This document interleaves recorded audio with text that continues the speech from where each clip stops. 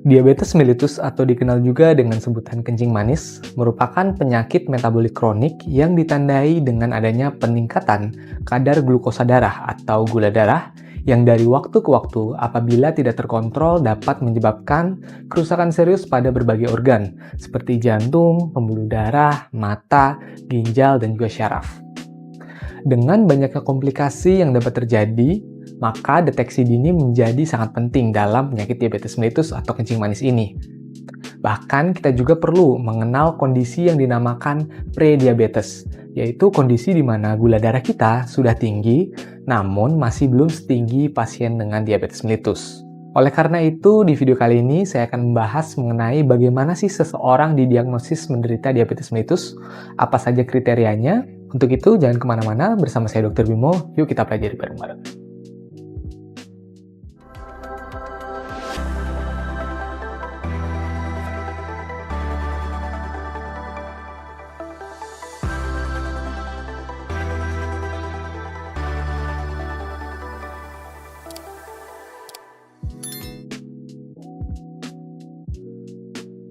Penyakit diabetes mellitus atau kencing manis seringkali tidak menimbulkan gejala apapun.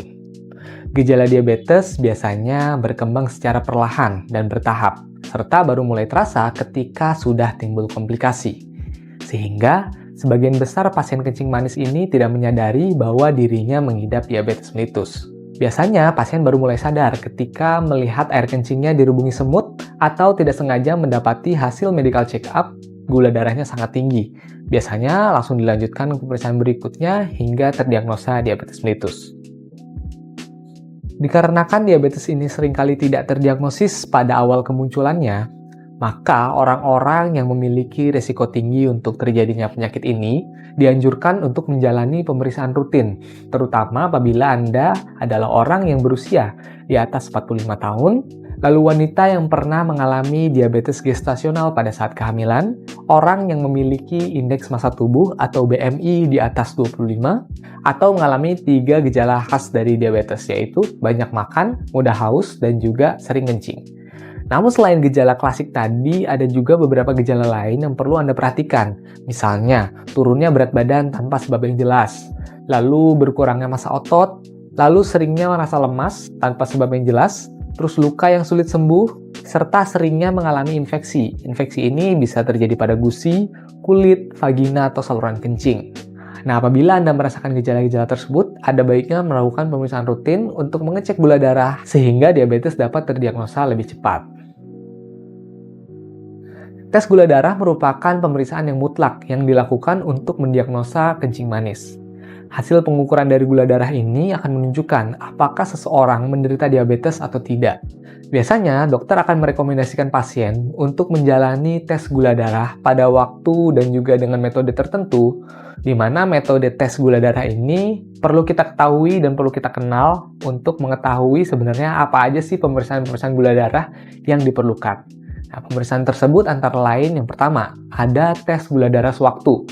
Tes gula darah sewaktu ini bertujuan untuk mengukur kadar glukosa darah pada jam tertentu secara acak. Yang berikutnya adalah tes gula darah puasa. Berdasarkan namanya, tes ini bertujuan untuk mengukur kadar gula darah pada saat pasien berpuasa.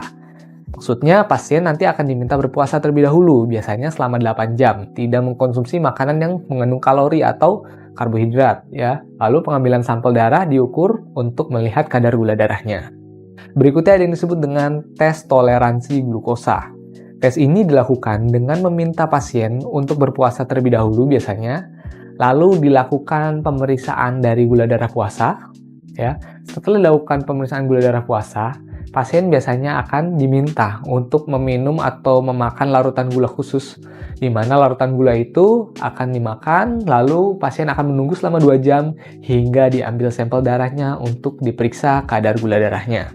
Nah, yang berikutnya, pemeriksaan yang lebih advance lagi, yaitu ada tes HbA1c atau Glycated Hemoglobin Test.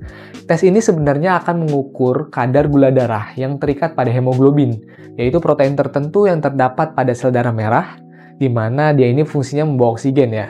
Nah, namun komponen dari sel darah merah ini sebenarnya memiliki umur, yaitu 120 hari atau 3 bulan, sehingga pemeriksaan ini akan menggambarkan kadar glukosa rata-rata kita selama 2-3 bulan ke belakang.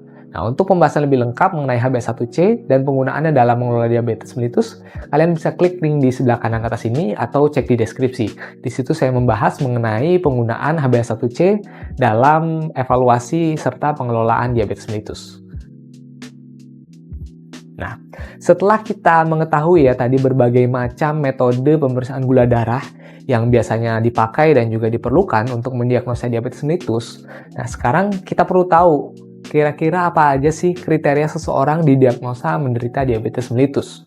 Nah, dalam hal ini kita akan mengenal beberapa istilah ya. Ada yang disebut dengan diabetes mellitus, gula darah puasa terganggu, toleransi gula terganggu, serta prediabetes.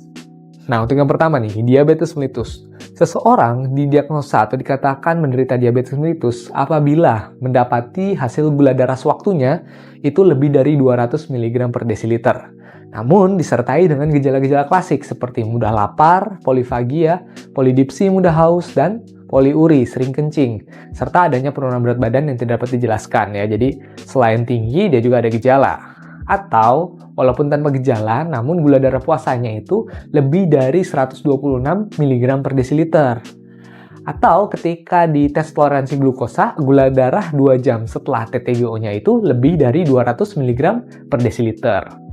Atau melalui pemeriksaan HbA1c, di mana HbA1c-nya di atas 6,5%. Nah, tapi selain itu ada juga yang disebut tadi dengan gula darah puasa terganggu, serta toleransi gula terganggu.